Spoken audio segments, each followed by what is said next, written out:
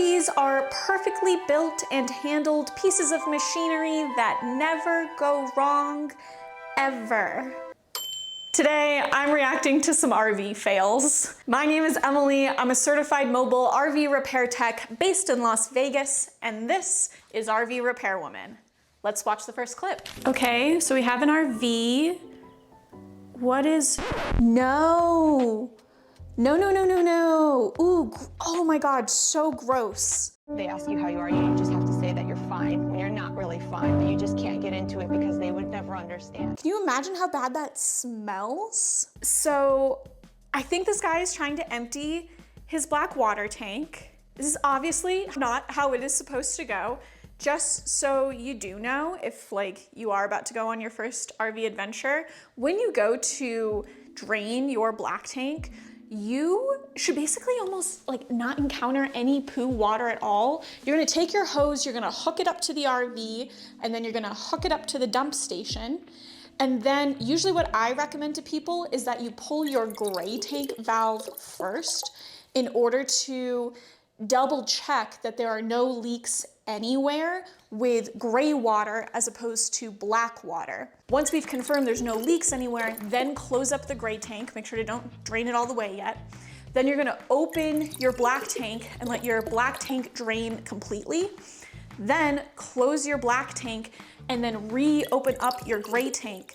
And the rest of the gray tank water is actually going to clear out your hose and get any extra poo water out of your hose. And that way your hose is gonna be relatively clean when you go to package it all up. You should almost never have poo water flowing out of your RV.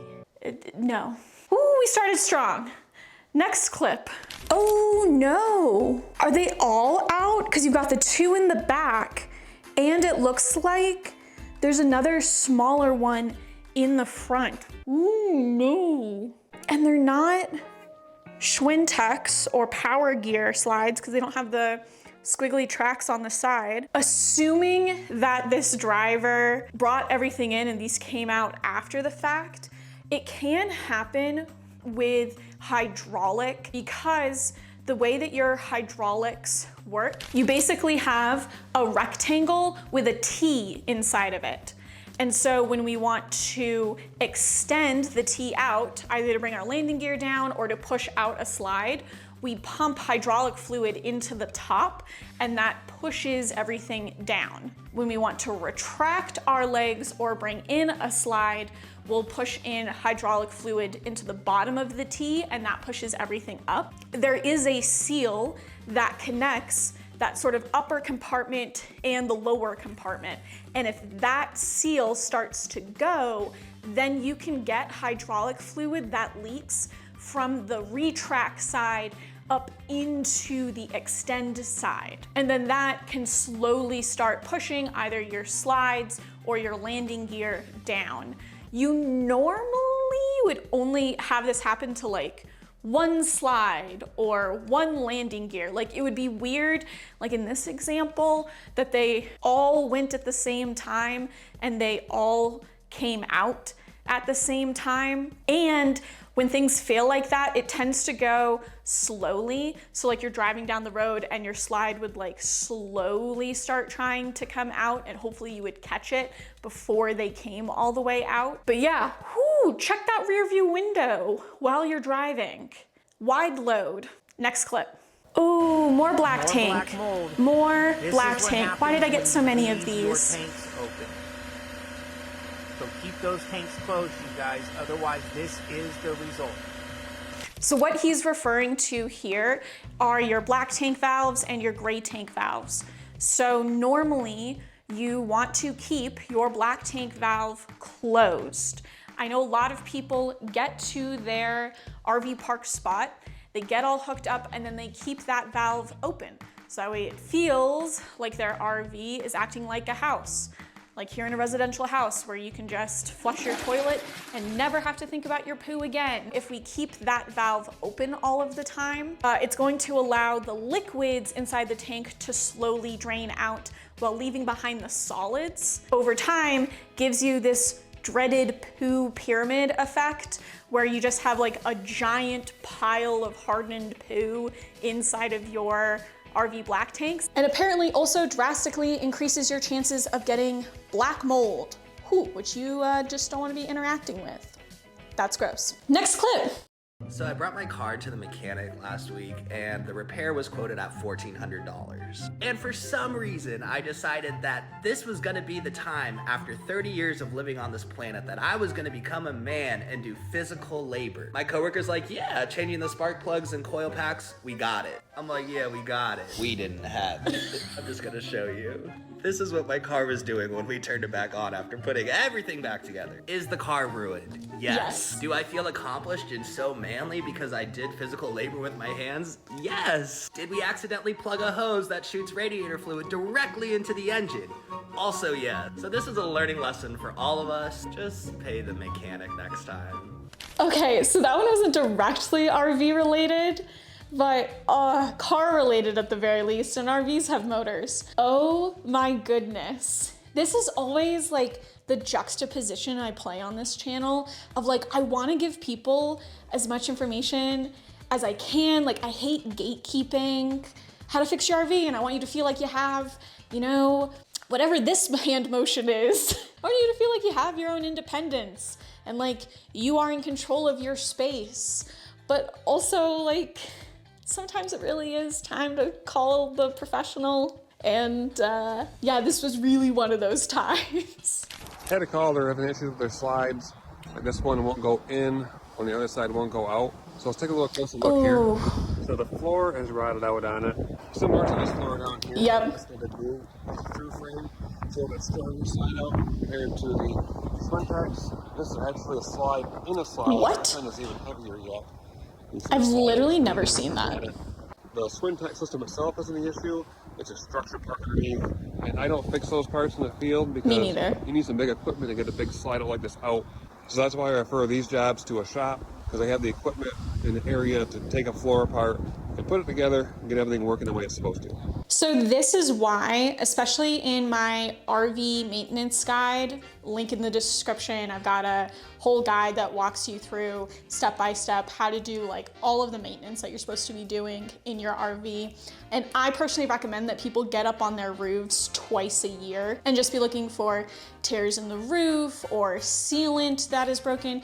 It only takes a cut the size of a fingernail to let water in. And if you're in a place that rains quite often, you can start getting pretty major structural damage internal to the RV in places that you can't see until it's too late, like the underbelly of this slide. Like, who is looking at that day to day until it all of a sudden starts falling out and the slide won't come in? Oof.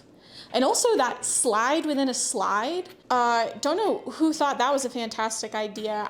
If you've seen one of those out in the wild, let me know in the comments. I have never seen one. Slides on their own, they're getting so heavy, man. Especially these Schwintex slides.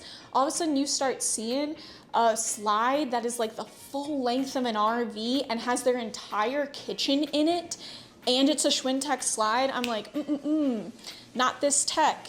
Not today. And you end up in real pickles, because like, he's right, as a mobile tech, if you have a huge heavy slide like that, there's a good chance I just can't work on it. That's a hard thing as a mobile tech, is like, this person probably called and said, my slide won't come in.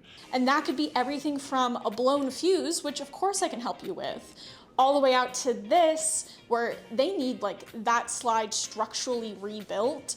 And he's not doing that, and I'm not doing that. Like, I just don't have the equipment needed to do it on a truck. Oof, oof. Next clip. Ooh. Mm-mm.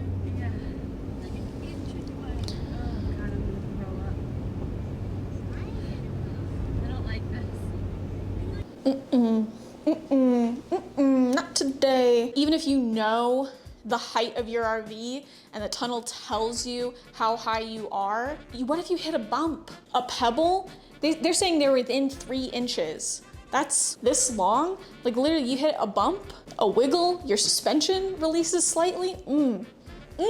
not about that life. Yeah, I would recommend knowing the height of your RV. Don't just trust whatever the salesperson said or like what it says on the spec sheet. I'd recommend actually throwing a tape measure on your RV. What is the actual height of your RV? And just putting that on a sticky note, like right by the driver's seat, just so there is like no question when you get to tunnels and things, whether or not you are gonna fit. They do make apps. Here, I'll put this one up on the screen. I don't remember the name of it off the top of my head.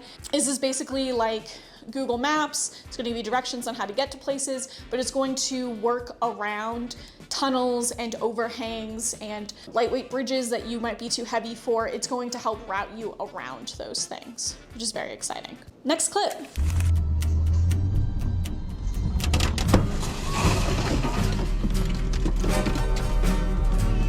Oh, and the baby. Oof, oof. What did happen? Chris was trying to avoid dogs and farm equipment while listening to me yelling about the dog and jackknifed the RV into the truck. It happens. It happens. Not a huge way to avoid this other than just get really good at backing up your RV. Next clip.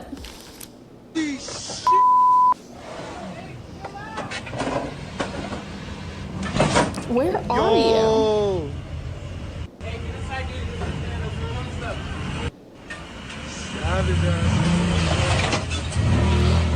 Just put it into 4 low. Look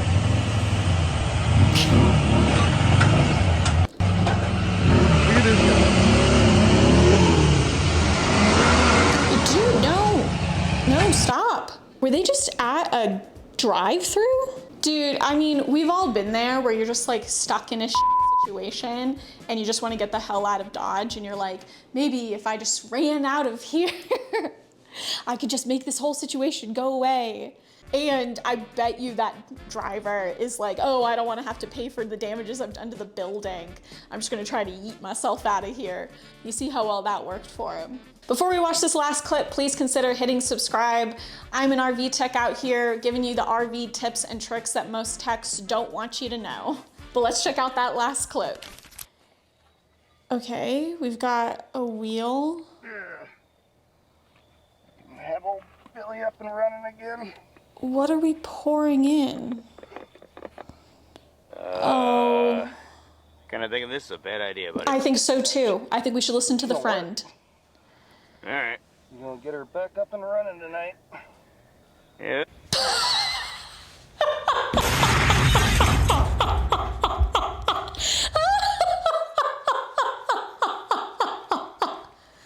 Damn it, all it did was break the fucking window and blow my tire apart. That feels like a good one to end on.